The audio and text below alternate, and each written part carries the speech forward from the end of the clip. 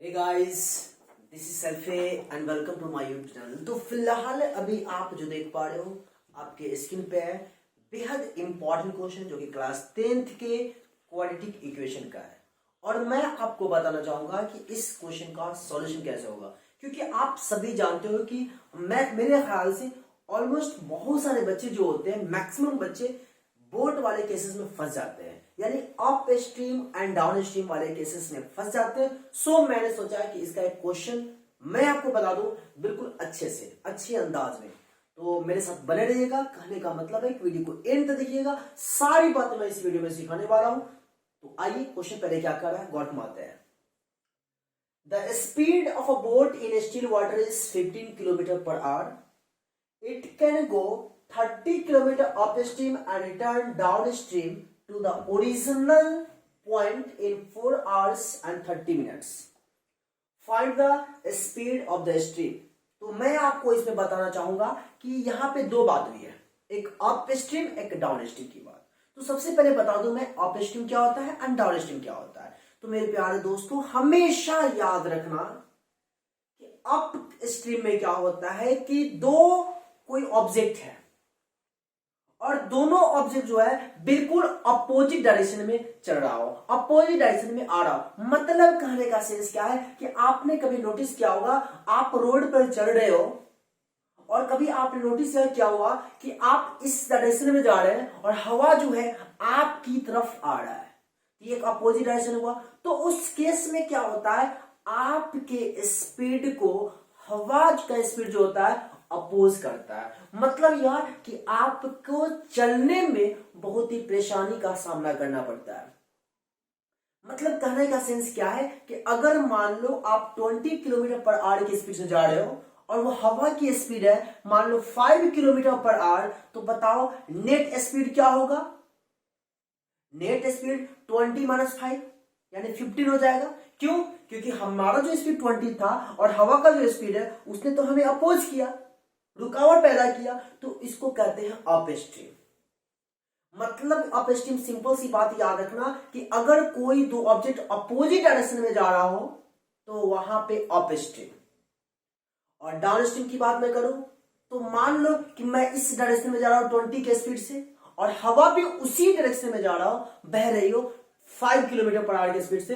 तो आप समझ सकते हो कि वहां पे हमें हवा क्या करेगा, सपोर्ट करेगा। मतलब हमारे स्पीड को और इंक्रीज कर देगा। तो 20 हमारा तो ओरिजिनल स्पीड है ही है और हवा की स्पीड कितना है 5 किलोमीटर पर आवर। तो बताओ नेट स्पीड क्या होगा 20 + 5 मतलब 25 किलोमीटर पर आवर। बातें समझ में? ऐसा ही केसेस आप बोट और स्ट्रीम के साथ देख सकते हो। आप नदी में सफर कर रहे हो सपोज, ठीक है, आपकी स्पीड है कुछ और पानी का भी स्पीड कुछ होगा, यानी स्ट्रीम का स्पीड कुछ होगा। तो अगर आप एक दूसरे के अपोजिट डायरेक्शन में जा रहे हो तो वहां पे अप स्ट्रीम, लेकिन पानी के रफ्तार की डायरेक्शन में अगर आप चल रहे हो तो वहां पे डाउन स्ट्रीम। तो कहने का मतलब हमारा यह है कि अक्सर बच्चे फंस जाते हैं। और तो उस केस में क्या ध्यान रखना है कि जिस डायरेक्शन में जाओ और उसी डायरेक्शन में दूसरी भी बॉडी चल रही हो तो वहां पे डाउन स्ट्रीम। मतलब यह कि ऐसे सोचो ना, डाउन का मतलब क्या होता है, आप डाउन होगे तो नीचे जाओगे तो स्पीड क्या हो, बढ़ेगा। तो याद रखिएगा जब भी डाउन स्ट्रीम की बात हो, इसकी बात डाउन स्ट्रीम की बात, तो वहां पे प्लस करते हैं, मतलब स्पीड इंक्रीज करता है। और अप स्ट्रीम की अगर बात हो तो वहां पे क्या होता है माइनस, मतलब अप, ऊपर जाना। ऊपर चढ़ते हैं तो क्या होता है आपका स्पीड कम होता है। तो अप स्ट्रीम में स्पीड कम होगा, डाउन स्ट्रीम में स्पीड ज्यादा होगा, यानी प्लस करेंगे। आइए अब क्वेश्चन की बात करूं। The speed of boat in still water is 15 kilometre per hour. It can go 30 kilometre upstream and return downstream to the original point in 4 hours 30 minutes. Find the speed of the stream. हमें find क्या करना है, speed of the stream. शायद आपको याद होगा, मैं अक्सर कहते आ रहा हूं कि लिनियर इक्वेशन का क्वेश्चन या क्वाड्रेटिक इक्वेशन का क्वेश्चन जो भी हो, उसमें हमसे जो क्वेश्चन का डिमांड कर रहा हो सबसे पहले उसको देखते हैं और उसको मानते हैं। तो यहां पे क्या लिखेंगे, let the speed of speed of stream be x kilometre per hour, ठीक है। और यहां पे किसकी किसकी बात हुई है, अप स्ट्रीम की बात हुई है, और फिर किसकी बात हुई है, डाउन स्ट्रीम की बात हुई है। तो आप मुझे एक बात बताओ, हमने स्पीड ऑफ स्ट्रीम माना x किलोमीटर पर आवर, और क्वेश्चन में ऑलरेडी दे रहा है कि बोट का स्पीड कितना कर रहा है, 15 किलोमीटर पर आवर। तो आप मुझे बताओ, बोट का स्पीड 15 है, पानी का स्पीड x है, तो स्पीड ऑफ बोट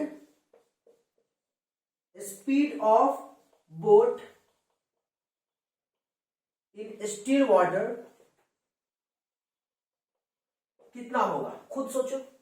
बोट 15 है और पानी का स्पीड क्या है, x है, स्ट्रीम का स्पीड x है, तो अप स्ट्रीम में आपका माइनस होगा, क्योंकि मैंने लिख दिया है अप स्ट्रीम में क्या, माइनस। तो अब बताओ मुझे, x माइनस 15 लिखोगे कि 15 माइनस x लिखोगे।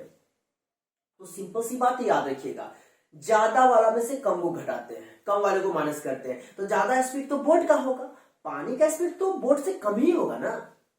अगर हम रोड पे चल रहे हो तो हमारी स्पीड ज्यादा होगी और हवा की स्पीड कम होगी, तो ज्यादा में से कम वाले को माइनस करते हैं। तो ज्यादा स्पीड क्या है, 15 है, और पानी का स्ट्रीम का स्पीड क्या है, x है, तो क्या हो जाएगा 15 minus x kilometre per our. Clear है। फिर speed of boat in down still water लीजिए, यहां लिखना चाहिए अप स्ट्रीम, यहां अप स्ट्रीम लिखेंगे, स्पीड ऑफ बोट इन, ये अप स्ट्रीम है, ठीक है। तो यहां पे डाउन स्ट्रीम में कितना होगा,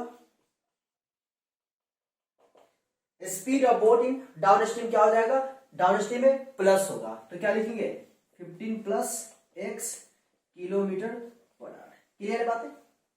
अप स्ट्रीम में स्पीड तो हमारा घटेगा तो 15 माइनस एक्स, डाउन स्ट्रीम में स्पीड हमारा कितना बढ़ेगा तो 15 प्लस एक्स। अब चलिए अकॉर्डिंग टू क्वेश्चन,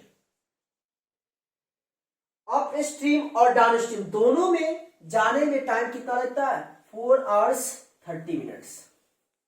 तो आप मुझे जरा बताओ, अप स्ट्रीम में जाएंगे, अप स्ट्रीम में भी जाना आपको कितना है 30 किलोमीटर, और वो 30 किलोमीटर हम जा रहे हैं, किस स्पीड जा रहे हैं आप खुद देख लो 15 माइनस एक्स। तो आप जरा बताओ, अगर इतना डिस्टेंस हम जाते हैं इस स्पीड से तो टाइम कितना लगेगा, तो टाइम इक्वल होता है डिस्टेंस बाय स्पीड। तो डिस्टेंस मेरे को कितना है 30 बाई 15 माइनस एक्स, ये तो अप स्ट्रीम में टाइम हो गया। फिर डाउन स्ट्रीम में भी जाना कितना डिस्टेंस, जाना तो उतना ही है, लेकिन स्पीड आपका क्या है, स्पीड आपका 15 प्लस एक्स है, तो टाइम क्या लिखेगा 30 बाई 15 प्लस एक्स।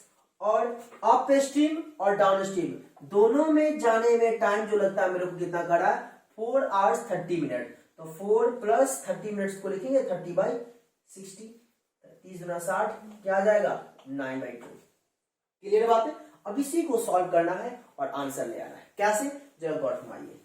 इसका एलसीएम जब लेंगे हम तो क्या होगा 15 minus x into 15 plus x. Clear बात है। तो इतना से डिवाइड करेंगे इस पूरे को तो ये हमारा कैंसिल होगा, बच जाएगा ये, इतना को 30 से मल्टीप्लाई करेंगे तो 30 गुने 15 450 30x।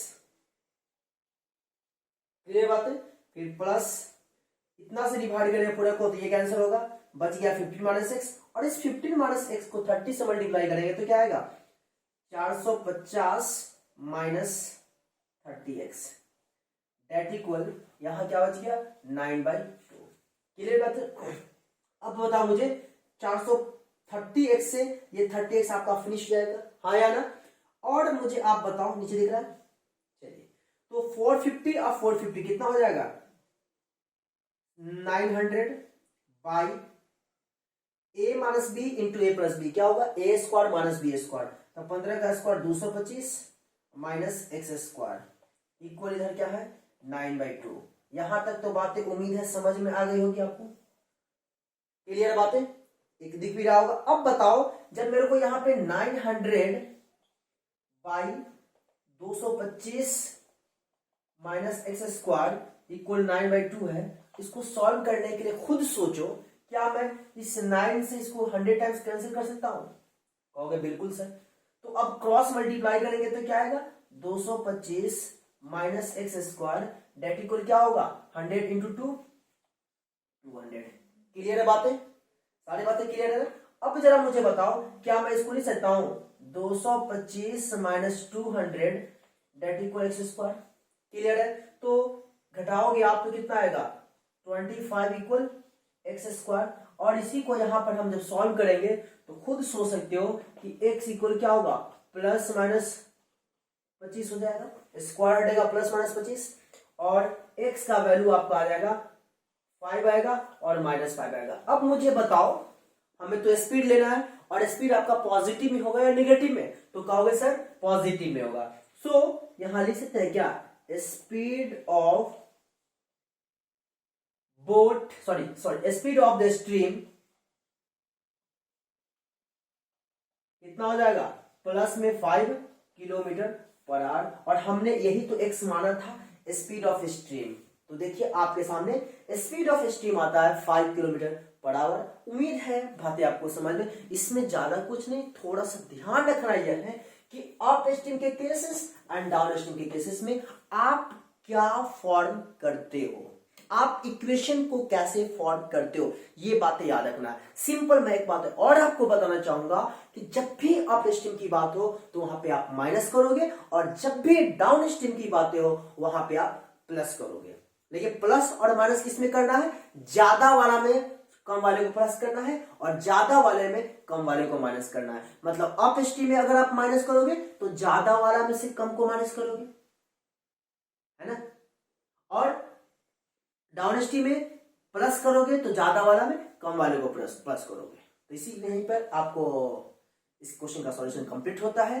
उम्मीद करता हूं बातें सारी समझ में आई होगी। अगर समझ में आई तो प्लीज वीडियो को लाइक करिए, शेयर करिए और साथ ही चैनल पर नए हैं तो सब्सक्राइब कर बेल आइकन को प्रेस करिए।